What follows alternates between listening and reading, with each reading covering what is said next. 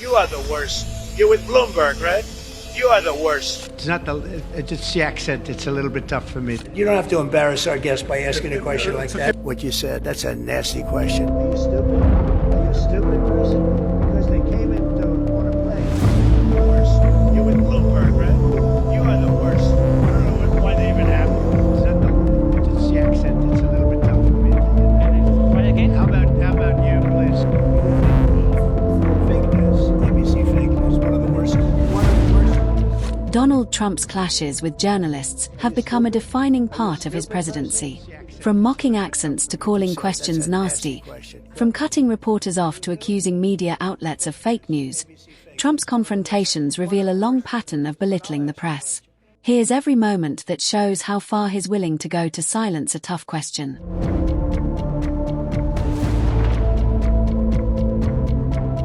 What role do you think Tucker Carlson could play in the Republican Party and the conservative movement going forward? Well, I found him to be good. I mean, he said good things about me over the years. I think he's good. We've had some good interviews. I did an interview with him where we had 300 million hits. You know that. Look, I can't tell him. Should he be? Will you let me finish my statement? You are the worst. You're with Bloomberg, right? You are the worst. I don't know why they even have you. We've had some great interviews with Tucker Carlson, but you can't tell him who to interview. I mean, if he wants to interview Nick Fuentes, I don't know much about him, but if he wants to do it, get the word out. Let him, people have to decide. Ultimately, people have to decide.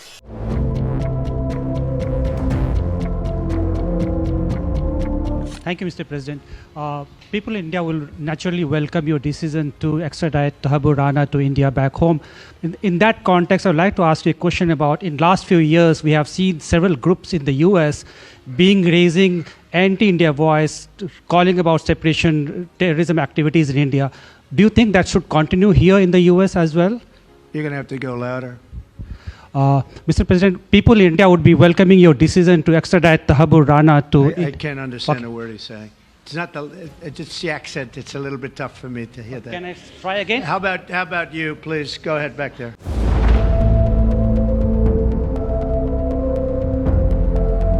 This gentleman is concerned. He's done a phenomenal job. You're mentioning somebody that was extremely controversial. A lot of people didn't like that gentleman that you're talking about.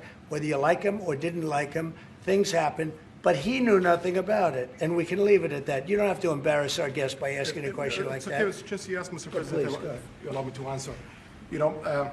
I feel painful about, the families of 9/11 in America, but, we have to focus on reality. Reality based on CIA documents and based on a lot of documents that Osama bin Laden, he used Saudi people in that event for one main purpose, is to destroy this relation, to destroy the American-Saudi relation. That's the purpose of 9/11. So whoever buying that means they are helping Osama bin Laden's purpose of destroying this relation. He knows that strong relation between America and Saudi Arabia, it's bad for extremism, it's bad for terrorism. And we have to approve him wrong and to build our relation, continue developing our relation. It's critical in the safety of the world. It's critical against extremism and terrorism.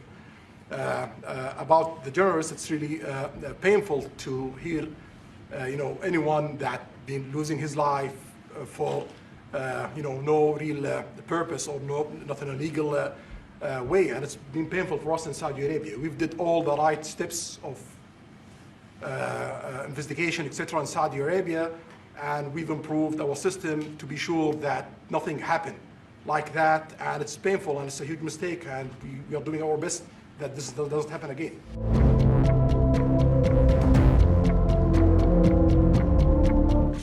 You mentioned Canada. I think you're trying to find a divide between us that doesn't exist. We're the closest of nations, and we had very good discussions today, but we didn't That's discuss enough. Canada. Thank you.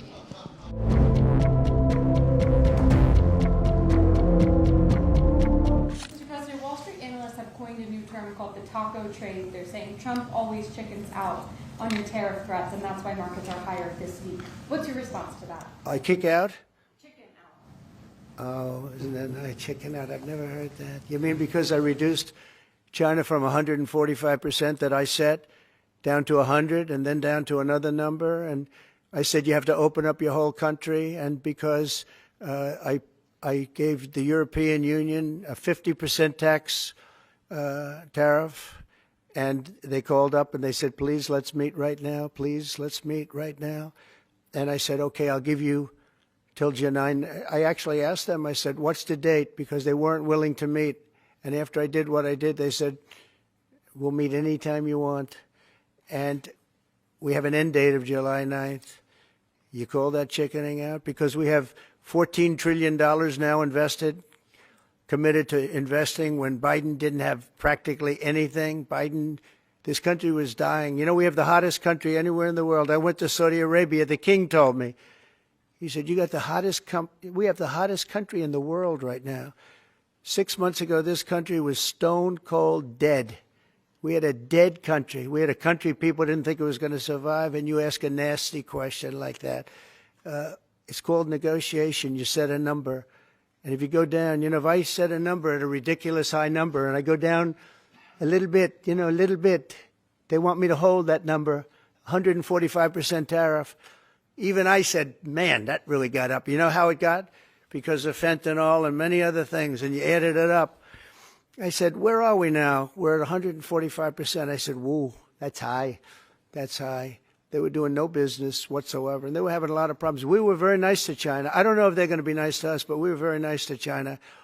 And in many ways, I think we really helped China tremendously because, you know, they were having great difficulty because we were basically going cold turkey with China. We were doing no business because of the tariff, because it was so high.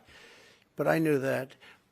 But don't ever say what you said. That's a nasty question. Go ahead. To me, that's the nastiest question. Appropriate President Trump that a president in office should be engaged in so much business activity. Well, I'm really not. My kids are running the business. I'm here. You know what the activity, where are you from? I'm from the Australian Broadcasting Corporation, Four Corners program. Well, the Australians, you're hurting Australia, right? In my opinion, you are hurting Australia very much right now. And they want to get along with me. You know, your leader is coming over to see me very soon. I'm going to tell him about you. You set a very bad tone. Well, go ahead, John. Okay, maybe you can set a nicer tone. The UAE does a deal. What does it want in return? Quiet. And what do you think Pam Bondi saying she's going to go after hate speech? Is that, I mean, a lot of your allies say hate speech is free speech. She'll probably go after people like you because you treat me so unfairly. It's hate. You have a lot of hate in your heart. Maybe they'll come after ABC. Well, ABC paid me $16 million recently for a form of hate speech, right? Your company paid me $16 million for a form of hate speech. So maybe they'll have to go after you. Look, we want everything to be fair. It hasn't been fair. And the radical left has done tremendous damage to the country. But we're fixing it. We have right now the hottest country anywhere in the world. And remember, 1 year ago, our country was dead. And now Washington, D.C. is fixed, and I fixed it.